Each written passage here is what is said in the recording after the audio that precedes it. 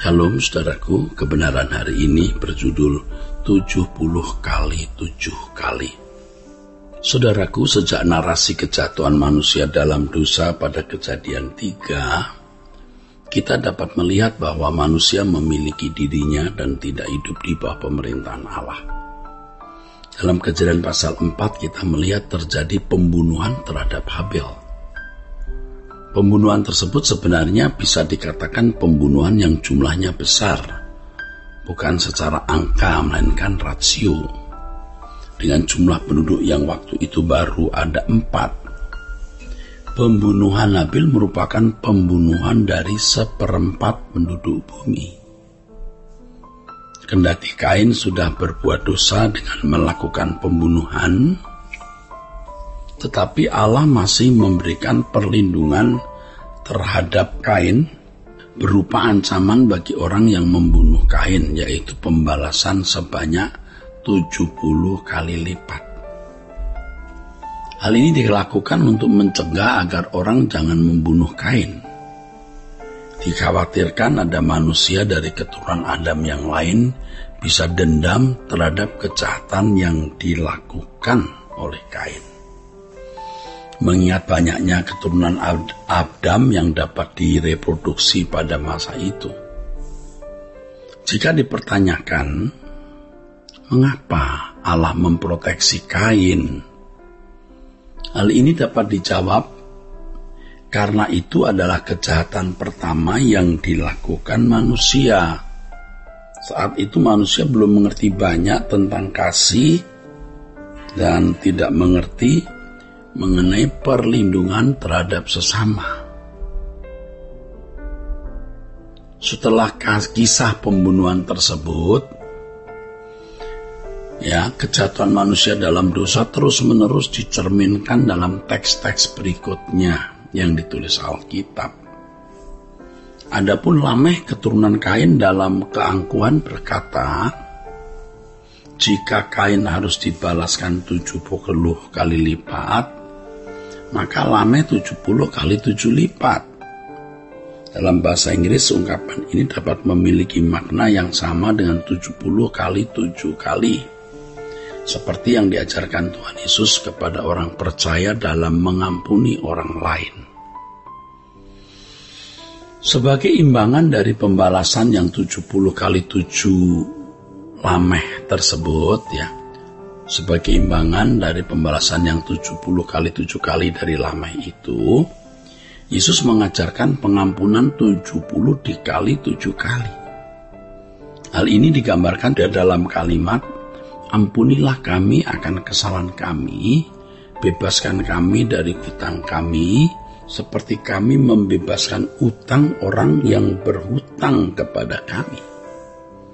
Saudaraku, Tuhan memberikan standar untuk orang percaya sebagai kebalikan dari ambisi Lameh dalam kebenciannya. Nah, saudaraku, dalam kebiasaan orang Yahudi, mereka biasa memberikan pengampunan itu 3 kali. Tetapi Petrus mencoba mengemukakan sesuatu yang menurutnya luar biasa, yakni 7 kali.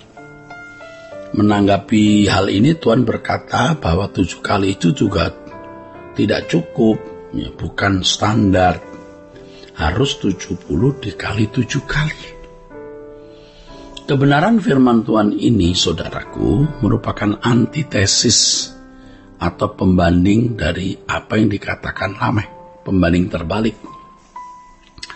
Ini mengarahkan kita bahwa Allah hendak mengembalikan manusia ke rancangan Allah semula, yaitu manusia yang memiliki hati pengampunan yang seluas seperti Tuhan sendiri. Jadi bukan 3 kali, bukan 7 kali, tetapi 70 kali 7 sebagai pembanding terbalik dari apa yang dikatakan Lameh di dalam perjanjian lama. Saudaraku, ketika seseorang berani berkata bahwa ia percaya kepada Yesus, hal ini menunjukkan bahwa ia harus berani melakukan apa yang Yesus lakukan. Kepercayaan terhadap Tuhan harus ditunjukkan dalam tindakan nyata, bukan sekedar ucapan bibir saja. Dalam hal ini orang percaya dituntut Tuhan untuk memiliki hati mengampuni, seperti yang ada pada Tuhan. Sebagian orang merasa bahwa mereka tidak mampu untuk melakukan hal ini. Namun sebenarnya ketika seseorang berhasil mengampuni sesamanya, maka ia akan naik ke level berikutnya.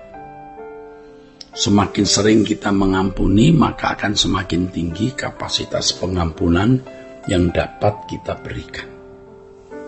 Dalam hal ini memang terdapat unsur pembiasaan atau latihan yang harus dijalani orang percaya.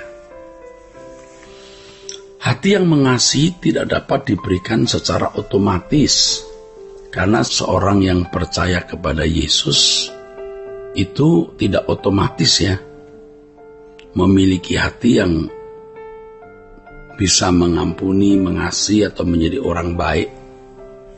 Ia harus berjuang, ia harus membangun dirinya sendiri untuk dapat memiliki hati yang mengasihi sesamanya. Setelah percaya kepada Yesus, seseorang harus memberi diri dibentuk atau diproses Tuhan, atau dilatih oleh Tuhan untuk memiliki hati seperti hatinya, hati Tuhan. Yesus berkata dalam Matius 18 ayat 35, "Maka Bapa-Ku yang di surga akan berbuat demikian juga terhadap kamu, apabila kamu masing-masing tidak mengampuni saudaramu dengan segenap hatimu." Dari kalimat ini kita dapat menangkap kualitas pengampunan yang dikehendaki oleh Tuhan agar dimiliki orang percaya. Perhatikan kalimat ini. "Maka Bapa-Ku yang di surga akan berbuat demikian juga terhadap kamu, apabila kamu masing-masing tidak mengampuni saudaramu dengan segenap hati." Nah, dari kalimat ini kita dapat menangkap kualitas pengampunan yang dikehendaki oleh Tuhan untuk dimiliki orang percaya, saudaraku. Jika kita mengaku mengampuni orang, apakah pengampunan tersebut telah diberikan dengan segenap hati? Itu masalahnya. Pembunuhan dan kebencian adalah karakter yang menonjol setelah manusia kehilangan kemuliaan Allah. Sebagai imbangan dari pembalasan yang 70 dikali 7 kali dari lampeh itu, Yesus mengajarkan pengampunan 70 dikali 7 kali. Kualitas pengampunan yang diingini oleh Tuhan atau dikehendaki oleh Tuhan adalah kualitas pengampunan seperti yang diajarkan Tuhan kepada kita dalam Injil, yaitu pengampunan penuh seperti pengampunan yang Allah berikan kepada kita masing-masing. Dengan demikian berlaku prinsip, bukan seberapa besar kita telah mengampuni seseorang, tapi bagian kecil mana yang masih kita sisakan untuk menaruh perasaan benci. Nah, saudaraku, Tuhan menghendaki kita memberi pengampunan secara total, seperti yang diungkapkan oleh Tuhan Yesus dengan kalimat 70 dikali 7 kali. Kiranya kebenaran hari ini memberkati kita sekalian. Sola Gracia.